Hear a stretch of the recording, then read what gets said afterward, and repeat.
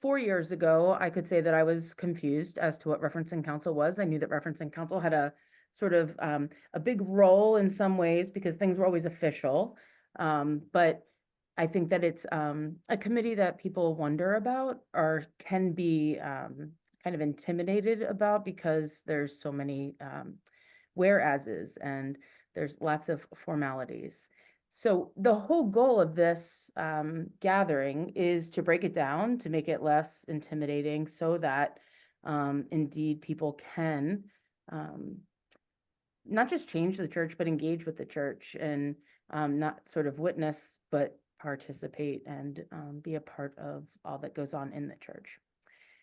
So referencing counsel's purpose is that this is how the institutional church is changed.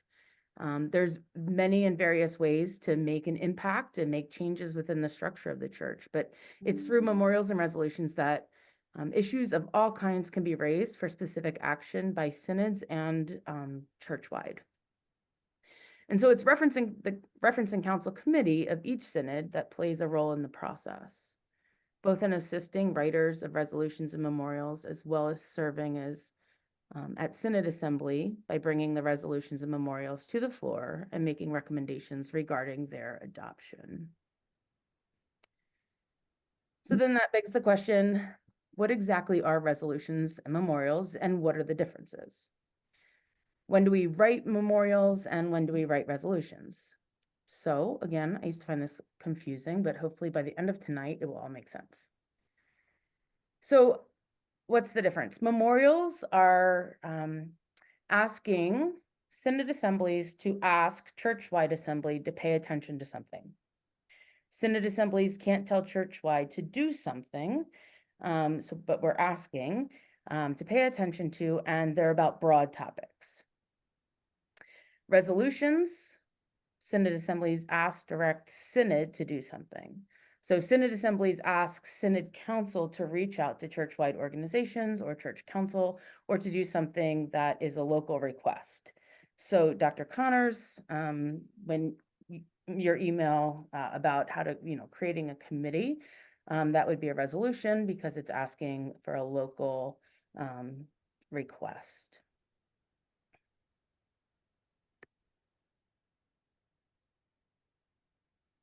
So memorials, Synod assemblies address churchwide assembly through memorials. They address broad topics, broad issues like world hunger, and they considered for action every 3 years by the churchwide assembly. Resolutions, Synod assemblies address synod, the office of the bishop, Synod Council. Synod assemblies wanting to address ELCA church council, churchwide units must go through Synod Council by means of a resolution. Synod assemblies wanting to address ministry partners must go through Synod Council by means of a resolution. And these have a narrower focus. So we just had one, I guess it was 2 years ago, where we addressed the parental leave policy. These resolutions have a much quicker response time. So you have a question that you would like addressed, now what? So then the questions that you're going to want to ask are, does my concern or issue relate to the life and ministry of this church? Is this a broad topic concern or more narrow in focus? Am I seeking action from churchwide assembly, memorial, or church council, resolution? Am I seeking action from synod assemblies or synod council, resolutions? Does the assembly or council have the authority to honor the request according to governing documents? Is the action feasible? Are there significant financial and staffing implications? What research do I need? Research looking at social statements, policy documents, organizational charts, constitutions, bylaws, all of those things. So how do you write a resolution or memorial? You're going to want to have a title. It's going to be a focus title that describes the subject of the resolution or memorial. And then you're going to want to have whereas clauses. And the whereas clauses are the reason for your request. Direct statements used to build a case for the action requested. So this is explaining what you want, why it, why is it needed. You want to build the case and set the stage without writing a dissertation, which can be easy for some and more complicated for others.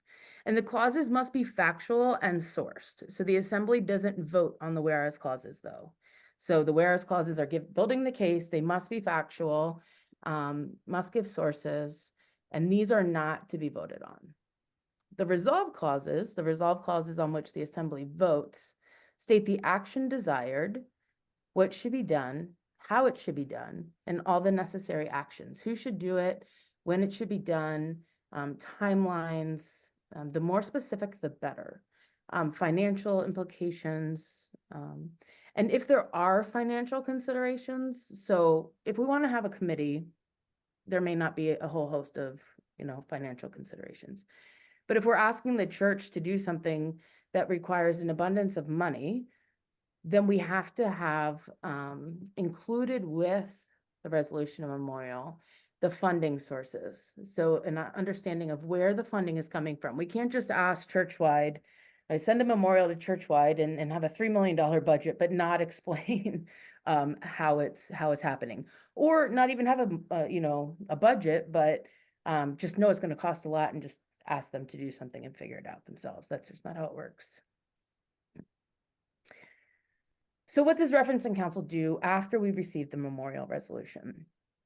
The committee has a timeline. We read through all of the submitted memorials and resolutions, and then we do research.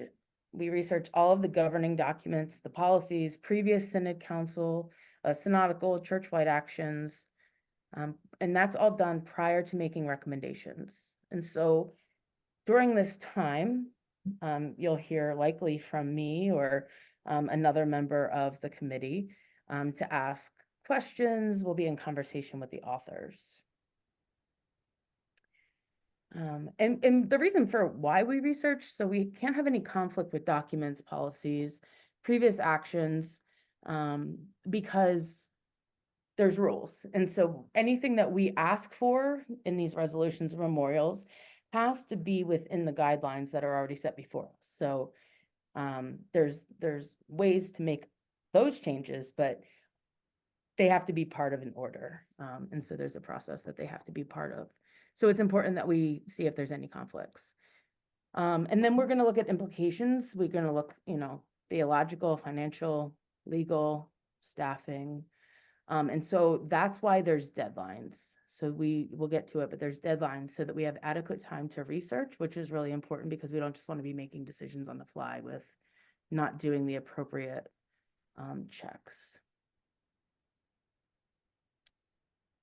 Reference and Counsel, and so we respond to memorials and resolutions. We'll either recommend for adoption, we'll offer a substitute, we'll recommend to not adopt, or we will refer to the appropriate committee, board, church partner, and whatnot.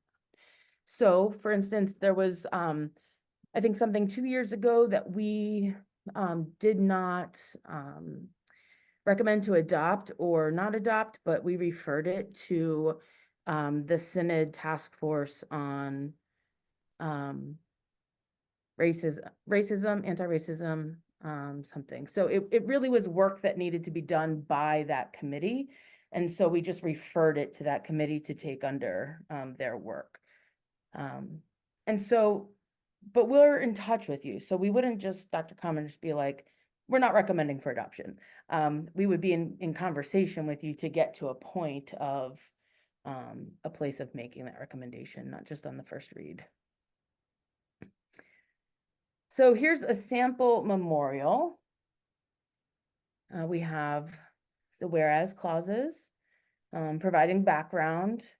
They're not part of the action, they're just providing information. And each whereas clause is going to state a reason for the resolution of the memorial. So whereas such and such, whereas such and such. And we don't need more than we need. So we don't need to just provide information to provide information, but we want it to be pertinent to the specific action for consideration. And then the resolve clauses, this is what we're voting on. what we're stating here is what should be done, how should we do it, who should do it, very specific. So who should do it, and then it's really important to put a timeline. So there's been resolutions, there's been memorials that are just, we should care about, peace.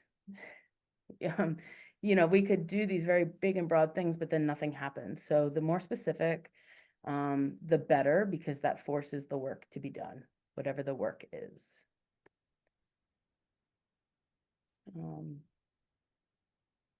I'm not going to necessarily read all of this here, but this is just a sample resolution. And so, Dr. Connors, you were asking, I think one of the questions was, is there the prescribed recommended format? And we can provide some examples, but this is the kind of format that you'll have, but you don't need to write this all down. I'll give you some copies. So whereas you see it all, and then who it's by, there's the sources. Oh. My slide is not progressing. There we go. Yeah, okay. So the deadline this year for submitting memorials and resolutions that to be considered by the Assembly is April 3rd. So a Synod Assembly is May 3rd and 4th. The deadline is 1 month prior. So then the question is, what if I don't get it in by April 3rd? If you don't get it in by April 3rd, then you will need between April 3rd and April 26th. So there's a hard stop at April 26th. But between April 3rd and April 26th, you'll need a 2/3 vote by the Assembly to bring the resolution to the floor. So anything after April 3rd, but before April 26th, there would be a 2/3 vote. So the goal, get it in by April 3rd. There's enough time. Then there's a bunch of additional documents, which we'll share with you as we move forward together. And I'm going to stop sharing so that we can see each other. And there's only a few of us, so we can have some specific questions. Went through that kind of quick, but it's not as complicated as one might think. There's just some specifics about the differences and then the how-tos. And a lot of it's common sense. We can't just ask to do things that, we don't have resources for or understanding about. I'll stop talking. Casey, I do have a point of clarification on the late resolutions. Tell me. So after April 3rd, it does require a 2/3 vote to come to the floor, but the Assembly can only vote on the title. Yeah. They have not yet seen the resolution at that point. And then the Assembly will have to debate and vote on the resolution itself if they agree to bring it to the floor. Buddy? Thank you, James. He agrees. Hi, James. So. Yeah, so if you're after April 3rd, you're going to want to have a really compelling title. Yeah. Because that's all they're going to see. So Dr. Connors and Pastor Quincy, and of course, Pastor Klinger, Pastor Richard, if there's any clarifications or points that you want to add, obviously, please feel free to do so. So I have a question. So once the resolution gets submitted, there's likely to be some back and forth. Yeah. Suggestions on how to improve things, if you will. And then at some point, the committee will vote to take one of those 4 actions that you'd mentioned. Is that basically what happens? Yes. Okay. And in the sources that are given within the resolution of the memorial, do we need to have links to those documents? They didn't show links in what the example that you gave, but I would assume that would be helpful. I mean, I think it would be helpful if you have that accessible just for our work. I mean, I don't think we won't be necessarily putting out all the links because, I mean, maybe they'll show up on the website, but for the committee itself, I would think that they would be helpful so that we can check. And then so that I can do some of the same homework as far as looking at prior actions of the assembly, etc. How do I go about accessing minutes from past assemblies? I'll let Pastor Richard speak to that. I know I was actually looking at some of them today, though they're not all there on the website. We have the summary of actions for the last Oh, right. 11 or 12 years. Oh. And so what that has is what actions were taken at the assembly. If you need to go to the assembly minutes to get more information, most of them are archived on the ministrylink.org somewhere. I forget exactly which clicks you got to go through. If you go in the search bar and you look for Synod Assembly minutes, you can get those as well. But there is each year we put out a summary of the actions. And so that can sometimes narrow things down instead of having to read 42 pages of every assembly for the past 12 years or so. And those summaries would be found under your committee's part of the website? Should be, yes. And if it's not, then either Pastor Casey or I can make sure you get that. You know, I think that I'm not certain if they're linked there, but I will ask Pastor Fisher if he can link there, because that shouldn't necessarily be terribly difficult to link from one page to referencing counsel. But we can link you in between. Thank you. And so the format between memorials and resolutions is essentially the same from what I can tell? Yeah, it's just a matter of who it's going to and Okay, who's addressing you. okay. And we're only allowed to do one at a time. So if you want to address both the synod and churchwide, we need both a memorial and a resolution.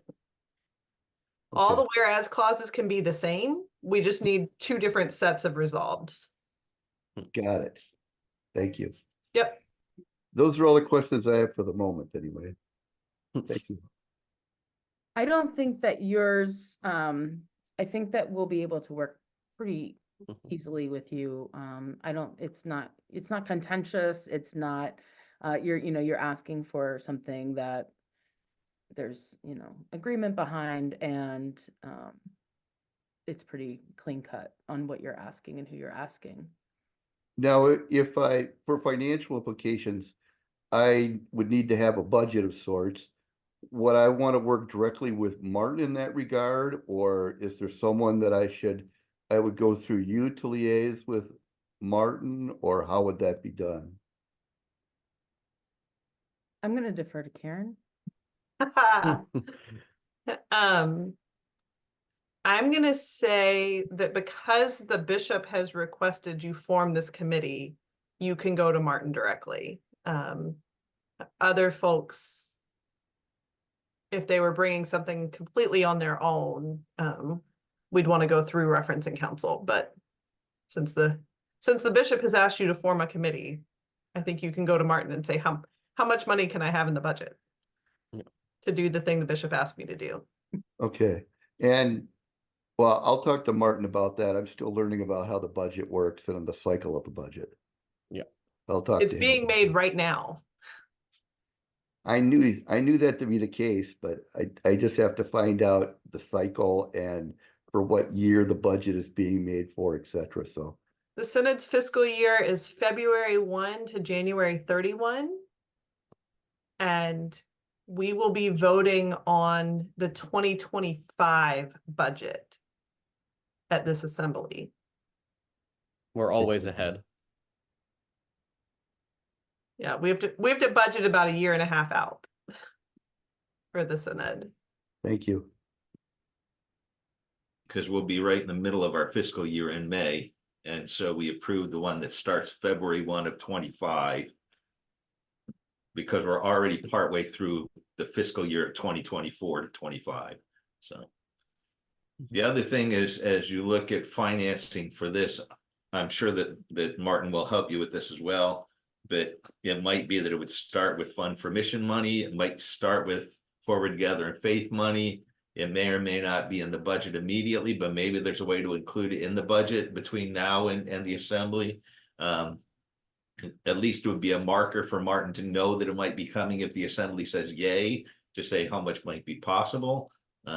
So there's, as an ongoing thing, I would think we would want it in the budget like we have with other Synod committees and teams, but in the beginning, it might be startup money from Fund for Mission or Forward Together in Faith or something, depending on what Martin has available or what he thinks is the best way to suggest. I also saw that at the last Synod Council meeting, the bishop put forward how she wanted to allocate money from a bequest. And one of the lines did include creation care. I don't know if that's something that I could use until we get into the budget cycle in a better way. Quite possibly, yes. That's a Martin question. Thank you. M is for Martin, M is for money. mschwab@sepa.org. SCHWAB. And with the questions you brought up, just as I was thinking about what you're proposing, I think if you take a look a bit at what the Urban Ministry Task Force, it was proposed, I think, last year or 2 years ago. I don't remember which. 2 years. Yeah, but if you look at how they composed their document, they were very specific about when the committee had to report back to Synod Assembly, the work they had to do, how the committee was formed. It had some teeth in it. Jane, Well, that was forming a task force. The other one that formed a committee was the RIC welcome statement, formed the reconciling committee. But That has a different name. Carl, what's the name of the actual committee that we formed? Inclusive Communities Committee. That's the That's it. one. Yeah, I have their resolution. I've been looking at it. Yeah. So yeah, that one formed a committee that's ongoing. The Urban Ministry Task Force resolution formed, it's a working group. And that when their work is done, we will conclude that task force. But Okay, But it's going to take a while for that group to be done with their work.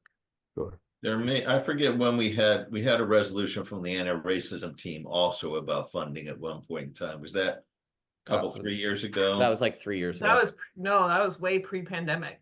But the funding came later. They formed the committee pre-pandemic, but the funding thing came up later, I thought. We were still at Franconia Okay.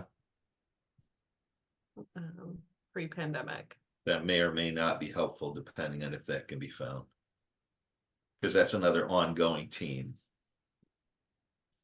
Okay, thank you. Yeah, it was before my time working with the committee, which started in 2019. So Is there a list of, please do not do this for submitting these resolutions? I don't have a list, but I think, I think it's helpful to not have the dissertation, to not have, you could give, we could just write an abundance of whereas clauses about care creation. We really could, but to have it like specific, kind of drilled down to make the case. And then be specific in your resolution and just know that the whereas clauses are not being voted on. They'll be read and read and are important, but the resolution's what's being voted on.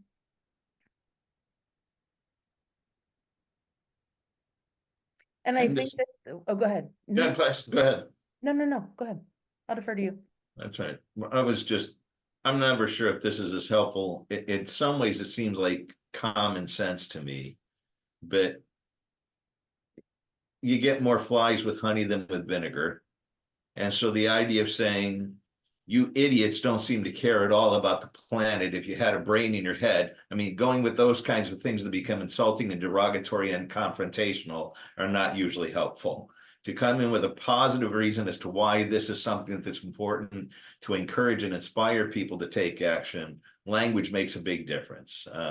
It doesn't always help with everything. There will always be some who say, why are we wasting our time hugging trees in this case or whatever? But putting it in a positive way, grounded as well in faith and understanding, and as Pastor Casey was saying, as succinctly and to the point as possible.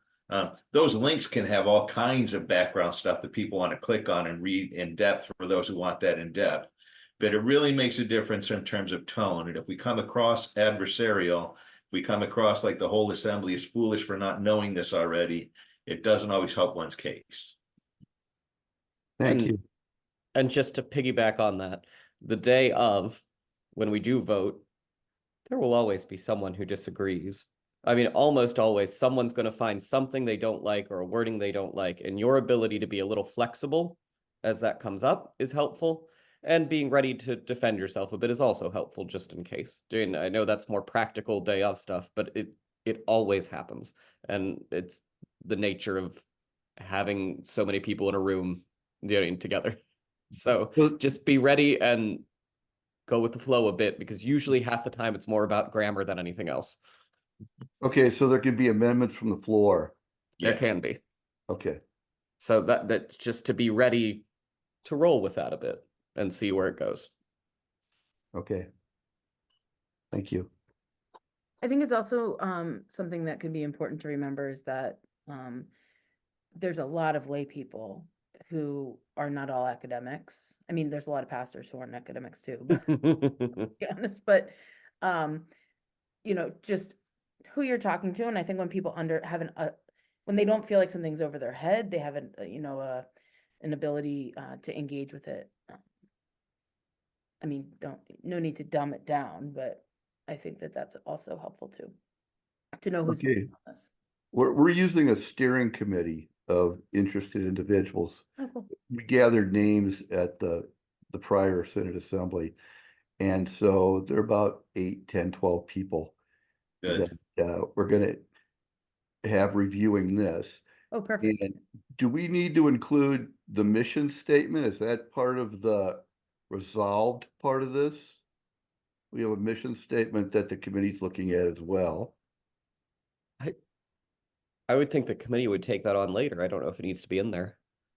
It could be. I think that's either way, really. Okay.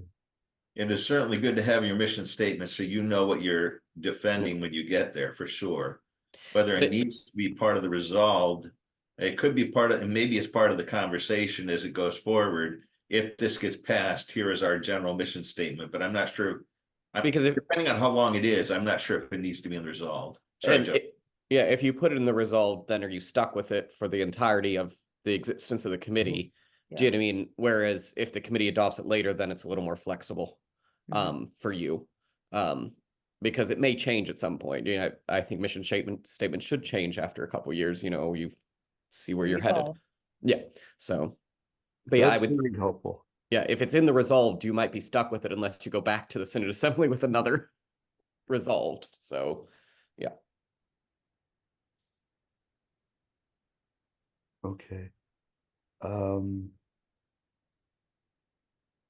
so we really don't need to have the types of activities and information that we believe the committee will work with congregations on.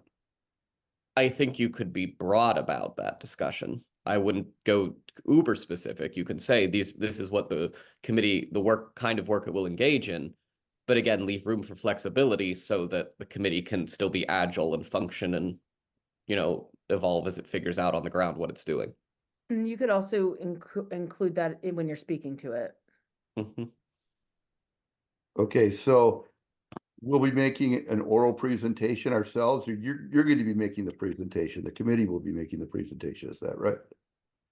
Well, the presentation is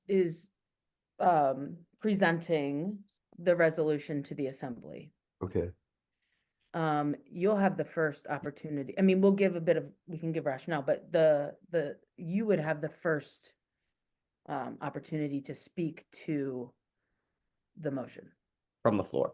from the floor. okay, thank you. And that's 3 minutes, 2 I was gonna minutes. say, I think I that's can't 3 remember the minutes. limit. I think it's 3 minutes. Oh, it's 2 2 minutes. Yeah, I thought, okay. Yeah, 2 minutes you'd have from the floor to speak to it. It wouldn't be like you'd have PowerPoint slides and things. You'd have the resolution and you can talk about it, Jane. You have your notepad. Yeah.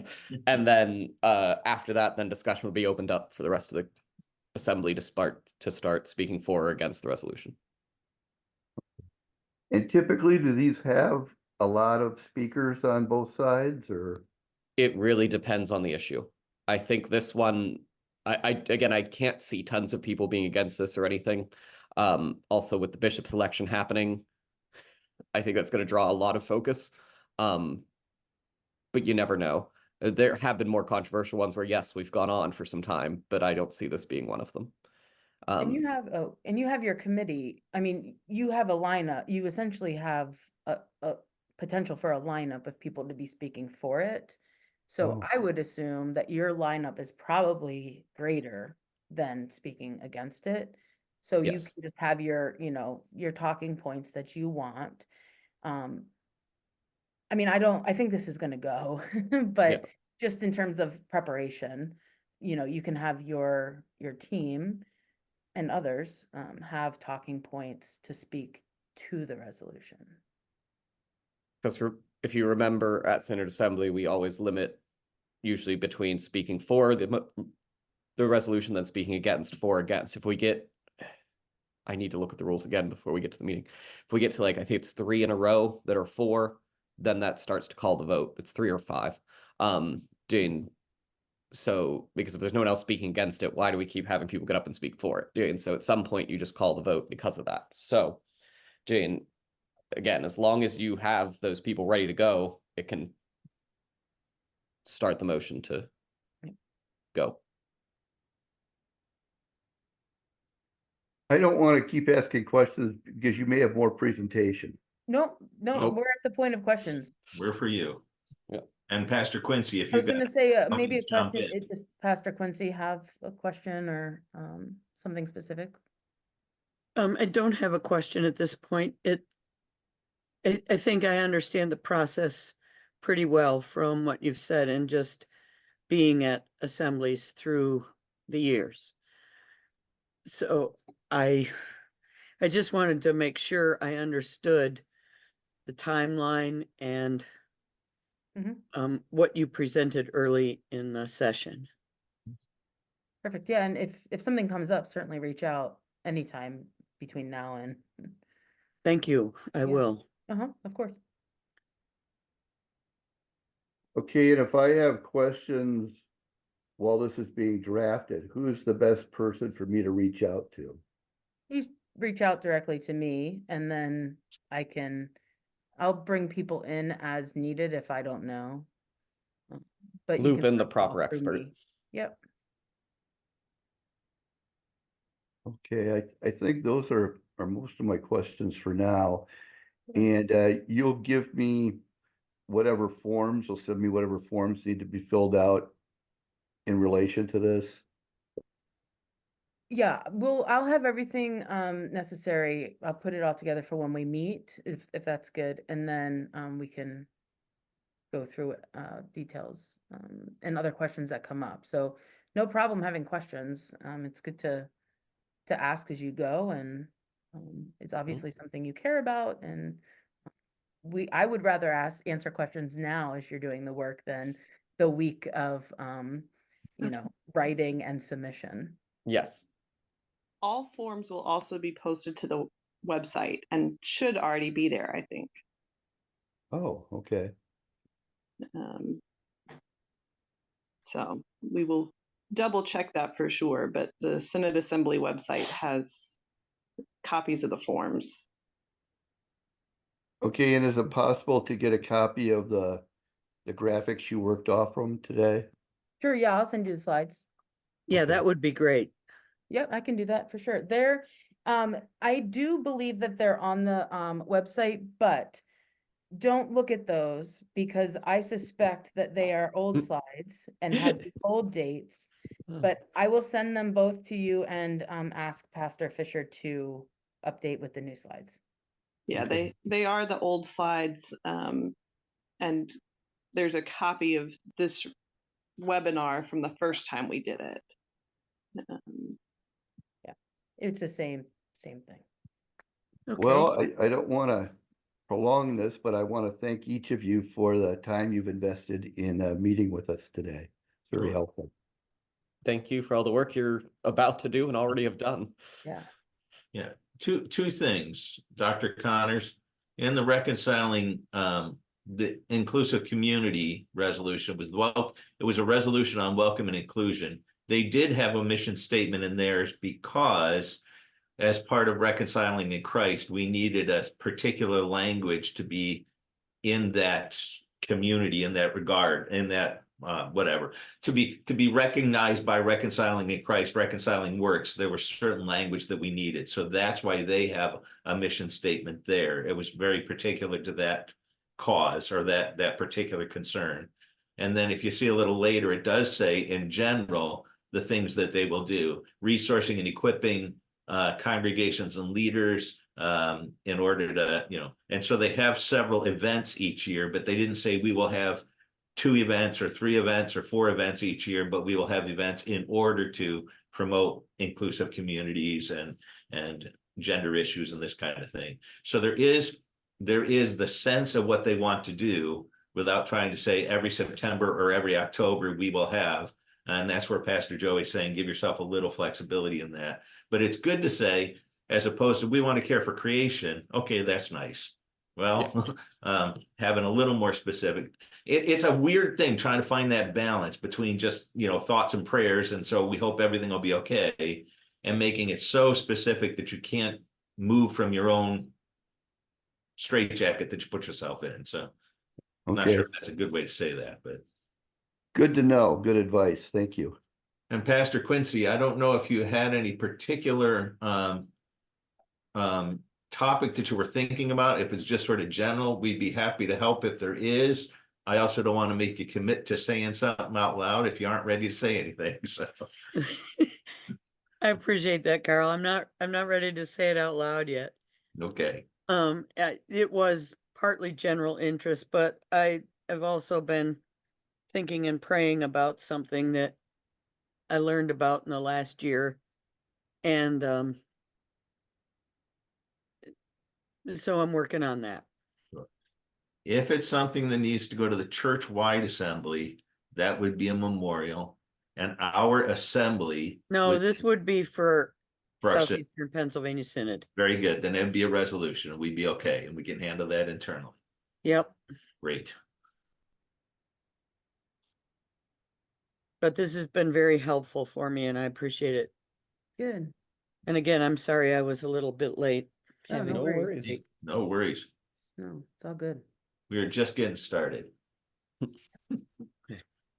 We're clergy. We talk, and then poor Dr. Connors had to deal with us. It's been a pleasure. I have lots to learn, and I just don't want to step in the wrong things, if you know what I mean. I hear you. No, I think you'll be good. You'll be good. We've got time, and you'll be just fine. Okay, well, thank you so much. And the goal of the Reference and Counsel Committee is to help people figure out the proper procedures for doing what they want to do. Mm-hmm. We It's not our want job people to be able to make evaluate. change in the church. Yep. And that's the title of this webinar that we're doing. So Yeah. however we can help you make change, we want to help you figure out the right procedures and process for that.